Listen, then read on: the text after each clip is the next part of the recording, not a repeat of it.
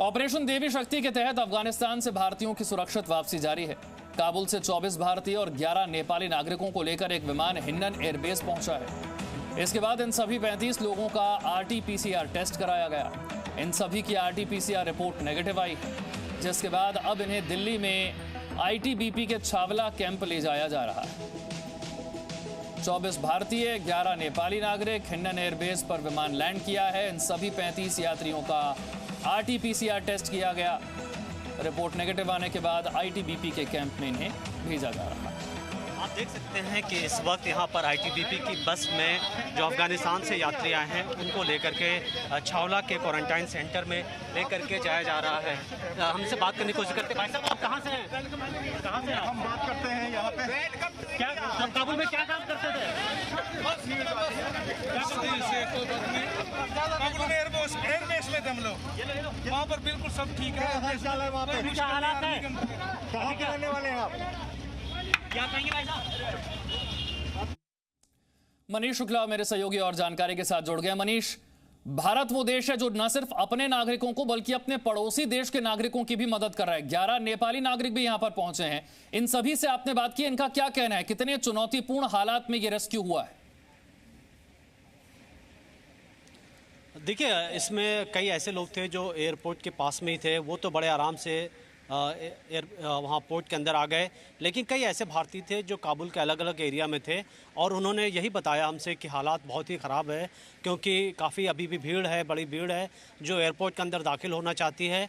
और अब तो कई जगह काबुल के जो शहर की तरफ, काबुल की तरफ आने वाली सड़कें हैं अफ़गानिस्तान के और इलाकों से, उन जगह पर तालिबान ने चेक पोस्ट लगा दिए हैं और वो अब किसी भी अफ़गानी लोगों को बाहर, भारत की बात की जाए या दुनिया के किसी और देश की बात की जाए, उनको जाने से रोक रहे हैं। तो ये एक नया चैलेंज है जो सभी ये बता रहे हैं कि अभी भी कई भारतीय हैं, कई सिख हैं जो फंसे हुए अफ़गानिस्तान के अंदर, लेकिन अब उनको आने नहीं दिया जा रहा है। तालिबान ये कह रहा है कि जो विदेशी लोग हैं वो तो जा सकते हैं, अगर कोई भारतीय है वो आ सकता है, लेकिन कोई अगर अफ़गानी है, अगर उसका अफ़गान का पासपोर्ट है तो उसको नहीं जाने देंगे। उन्होंने कल ही स्टेटमेंट जारी किया था कि दुनिया भर के जो देश हैं वो अफ़गानी स्किल्ड लोगों को बाहर ना निकालें। ऐसी स्थिति में ज़ाहिर तौर पर हालात काफ़ी ख़राब हैं। आज 35 लोगों को लाया गया और भारत ने एक बड़ा दिल दिखाया। ख़ासतौर पर हमने देखा कि नेपाल के जो लोग हैं जो अफ़गानिस्तान में काम कर रहे थे, करीब 11 ऐसे लोगों को आज जो हमारा एयरक्राफ्ट है C-17 ग्लोबमास्टर, उसके ज़रिए लाया गया। अब चूँकि 23 तारीख को, यानी 2 दिन पहले ही, 3 दिन पहले, भारत सरकार ने एक नया रूल लाया था जिसमें कहा था कि जो भी यात्री आएंगे अब उनका RT-PCR टेस्ट होगा।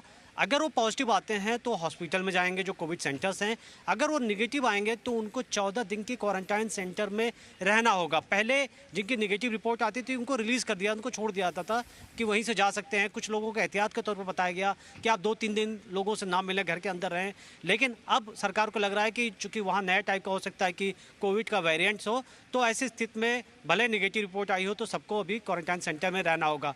अभी भी काफ़ी बड़ी तादाद है भारतीयों की या जो ऐसे अफ़गानी, सिख और हिंदू हैं, और उनको लाया जाना एक सबसे चैलेंजिंग स्टेज में है। हम ये कह सकते हैं विशाल कि इस वक्त जो ऑपरेशन देवी शक्ति है वो सबसे टफ स्टेज में गया हुआ है, क्योंकि एक तरफ तालिबान आने नहीं देगा, लोग आना चाहते हैं। आपने देखा कि अभी 140 जो सिख हैं वो धार्मिक यात्रा पर आना चाहते थे, गुरु तेग बहादुर के लिए जहाँ कीर्तन दरबार है उसमें शामिल होना चाहते थे, तो तालिबान ने उनको मना कर दिया।